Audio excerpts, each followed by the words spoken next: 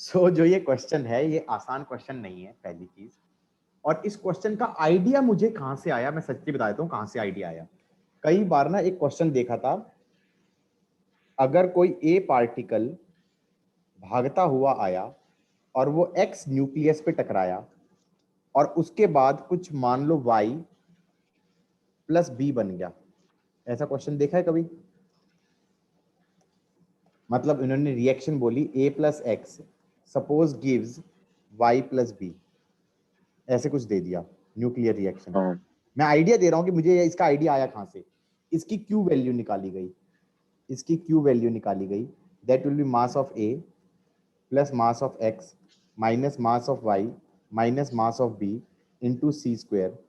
या फिर अगर ये एएमयू में है, एएमयू में है तो सीधा मल्टीप्लाई कर दो 931.5 मेगा इलेक्ट्रॉन वोल्ट। मान लो ये क्यू वैल्यू नेगेटिव आ गई, मान लो ये क्यू वैल्यू नेगेटिव आ गई, नेगेटिव आ गई, सपोज कितनी आ गई, -2 मेगा इलेक्ट्रॉन वोल्ट आ गई, मान लो, अज्यूम, लेट। हाँ तो इसका मतलब ये रिएक्शन नहीं होगी स्पॉन्टेनियसली, नहीं होगी ना। ए हाँ plus X does not give Y plus B because Q value is negative. अब क्वेश्चन ये बनता था कि what should be the threshold kinetic energy of A to create this reaction. Question देखा हो, अगर देखा हुआ होगा, एटलीस्ट मैं बता रहा हूं कि ये क्वेश्चन का आइडिया यहां से आया मुझे। मैं खुद कह रहा हूं कि ये क्वेश्चन जब मैंने पहली बार देखा तो मुझे कई कई देर लगी थी इसे कैच करने में कि इसमें कंसेप्ट क्या लग रहा है, हाँ या ना।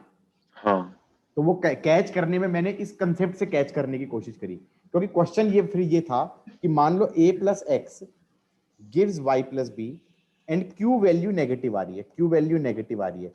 तो क्वेश्चन ये बनता है कि a छोटा सा पार्टिकल था, x बड़ा सा न्यूक्लियस था। क्वेश्चन ये बनता है what should be minimum kinetic energy of a to cause this reaction, to cause this reaction. इसमें पहला इंट्यूशन ये कहता है बच्चों का कि sir minimum kinetic energy should be magnitude of Q value, ये पहला इंट्यूशन होता है, हाँ या ना। हाँ क्यू वैल्यू का मैग्नीट्यूड दे दो तो डेफिनेटली हो जाएगा। मैंने कहा नो, नो, क्यू वैल्यू से ज्यादा देना पड़ेगा। क्यों ज्यादा देना पड़ेगा बता रहा हूं। ऐसे सोचो, ऐसे सोचो कि ए एक्स पे टकराएगा, maximum loss in kinetic energy, maximum loss in kinetic energy कब होता है? जब कोफिशिएंट ऑफ रेस्टिट्यूशन 0 होता है, हाँ या ना। हाँ तो तुम कंजर्वेशन ऑफ लीनियर मोमेंटम तो लगाओगे ना।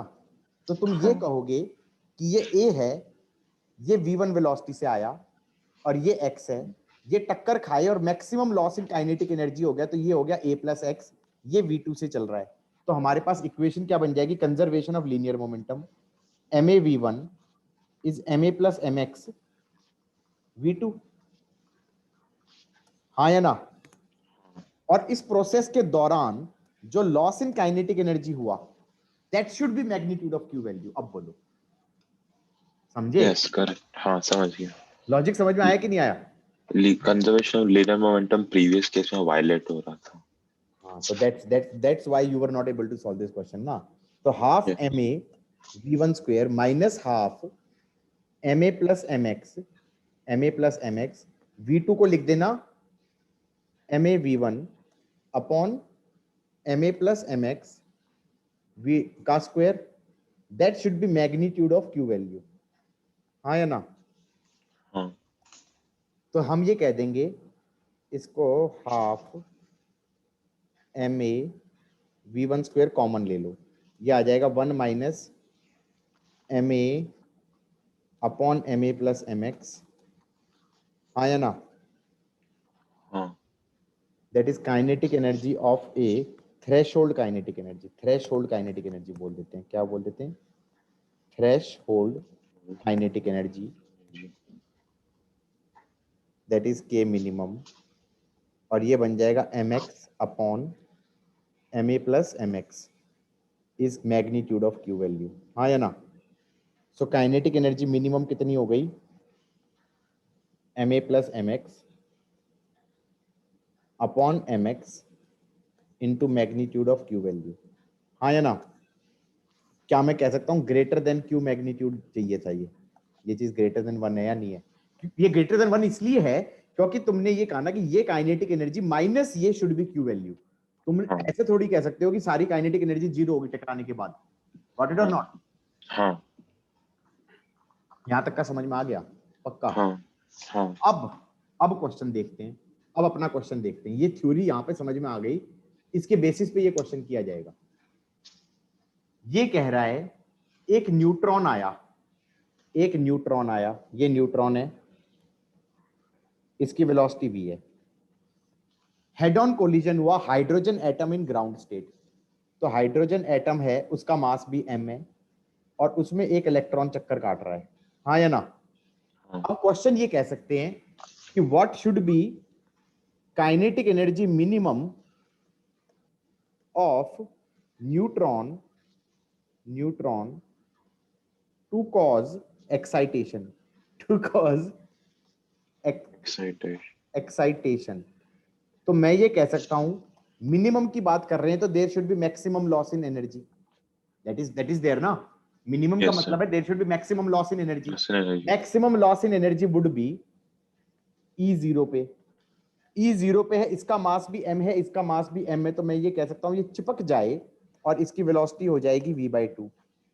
तो मैं कहूंगा इनिशियल काइनेटिक एनर्जी हो गई half mv², final kinetic energy हो गई हाफ 2m v/2 का square. That should B energy of excitation. Minimum excitation क्या हो सकता है?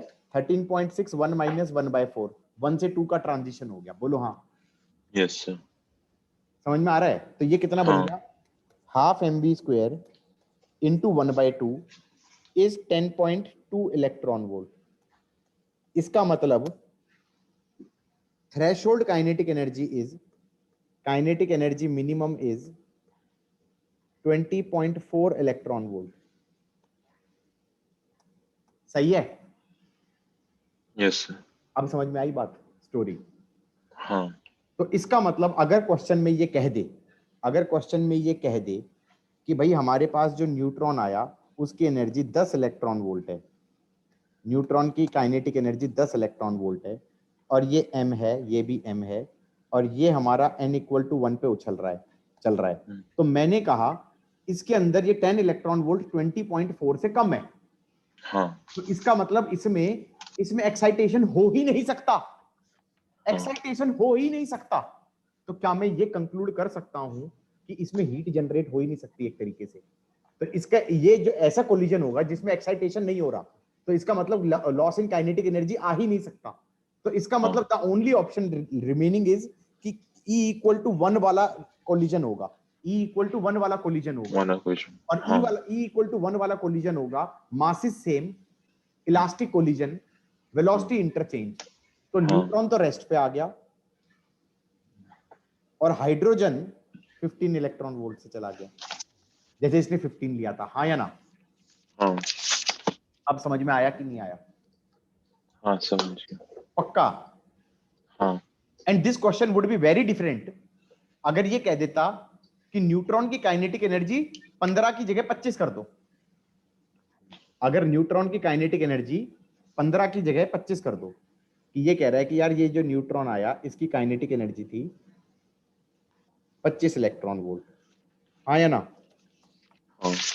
तो और ये इसका भी मास m है और ये हाइड्रोजन एटम का मास भी m है और ये n=1 में उछल रहा है। तो अब इसमें दो केस बनेंगे। एक केस तो अब भी ऐसा हो सकता है E=1 हो, इसका मतलब इसकी फाइनल काइनेटिक एनर्जी हो गई 0। तुम कहोगे ऐसा हो सकता है, होने को तो हो ही सकता है, क्या पता कि ये एक्साइट ही ना हो। इसका मतलब तो ये हो गया इसकी काइनेटिक एनर्जी हो गई 25 इलेक्ट्रॉन वोल्ट। चलेगा? हाँ। दूसरा केस क्या बनेगा? केस 2, इसके अंदर ये m आया, ये वेलोसिटी v0 से आया, टकराने के बाद इस m की वेलोसिटी v1 हो गई और इस m की वेलोसिटी v2 हो गई। चलेगा?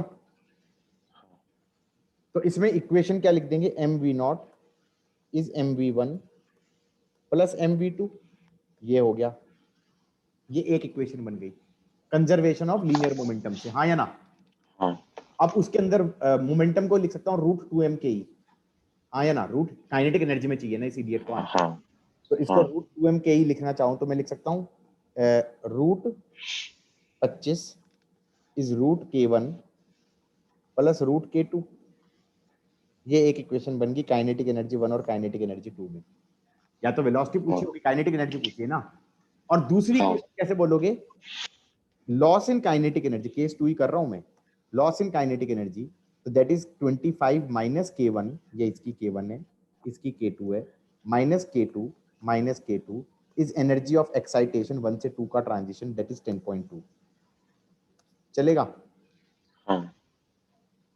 इससे K1 K2 निकलेगा। गॉट इट और तो नॉट? आपने फर्स्ट एक्साइटेशन को अज्यूम करके, हाँ, मतलब फर्स्ट एक्साइटेशन ओके को अज्यूम करके कर दिया। ओके। अब कोई कहे कि सर इसमें सेकंड 1 to 3 वाला ट्रांजिशन नहीं हो सकता। मैंने कहा यार मुझे नहीं पता, क्योंकि अगर 1 से 3 का ट्रांजिशन हो सकता होता तो Yes. पहली इक्वेशन तो यही बनेगी, और दूसरी इक्वेशन क्या लिखूंगा मैं? दूसरी इक्वेशन लिखूंगा 25 minus K1 minus K2 is 13.6 into 1 minus 1/9, that is 8/9। हाँ या ना? यस। इसमें अज्यूम, तो दूसरी इक्वेशन ये लिख देना। हो सकता है कि इसमें सेकंड 1 से 3 का ट्रांजिशन हो जाए, तुम K1 K2 के लिए सॉल्व करना, सॉल्व करना। लेकिन हो सकता है कि ना हो पाए, क्योंकि ऐसा हो सकता है कोई काइनेटिक एनर्जी का रूट अगर नेगेटिव आ गया, यस। K1 मान लो जैसे तुमने इसमें जो सेट निकलेगा, वो सेट के अंदर K1 भी निकालना पड़ेगा, K2 भी निकालना पड़ेगा। मान लो एक पॉजिटिव, दोनों पॉजिटिव आ रहे हैं, फाइन, और अगर एक पॉजिटिव आ रहा है एक नेगेटिव आ रहा है, तो दैट केस फेल्स। हाँ या ना? इसका मतलब वो ट्रांजिशन पॉसिबल ही नहीं हुआ। यस। या ये भी कह सकते हैं कि मैं एक और नया क्वेश्चन बना सकता था, what should be the threshold kinetic energy for causing 1 से 3 का ट्रांजिशन। तो उस केस में मैं ये कह सकता हूं, हाफ ऑफ 1/2 mv स्क्वायर, यही तो आया था लॉस इन E0 लेके जो सॉल्व किया था, हाँ। दैट शुड बी हाँ। Equal to 13.6 into 8/9। चलेगा? यस। हाँ। तो काइनेटिक एनर्जी कितना आ गया? 13.6। ये थ्रेशोल्ड काइनेटिक एनर्जी हो गई टू कॉज 1 से 3 का ट्रांजिशन। तो 13.6 into 8 divided by 9 multiplied by 2, 24.17। तो इसमें हो सकता है 1 से 3 का, ध्यान रखना।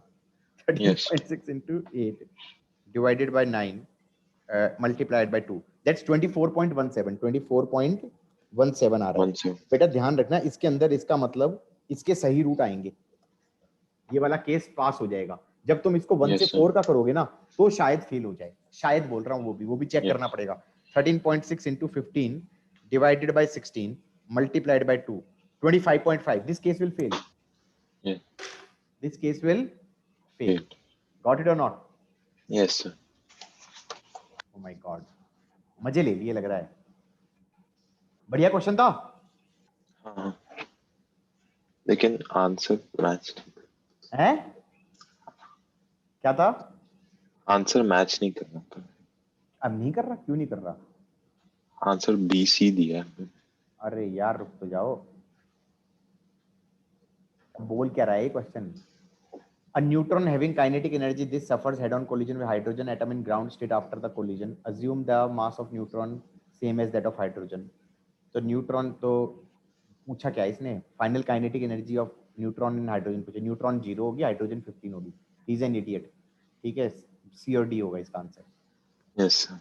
ठीक है, समझ में आ गया ना? हाँ हाँ समझ गया। और पागल, और इसका मतलब ये है कि the problem with this question is thinking कि ये क्वेश्चन ऐसे करना है। ठीक है,